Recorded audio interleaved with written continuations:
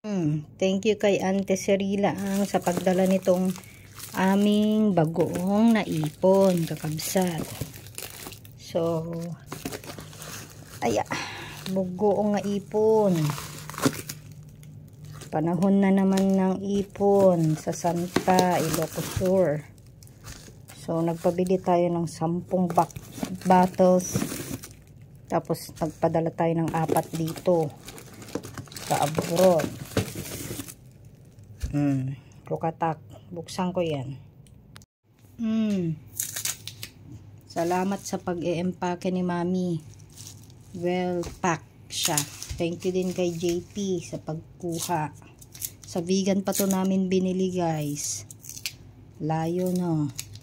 Dinaanan pa niya yung Santa. Hindi na lang dumiretso sa Santa. Kaya lang wala naman ako nakitang nagpo-post ng ganito sa Santa ngayon. Ewan ko lang So, yun gimasin, ipunin, bagong gawa.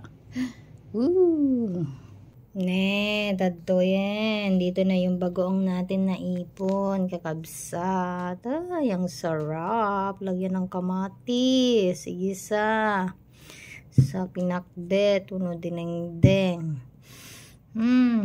Yung mga kaibigan ko dyan, si Edna Lynn, Risa at Manel, wag na kayong mag-comment, amuklatan. Alam ko na.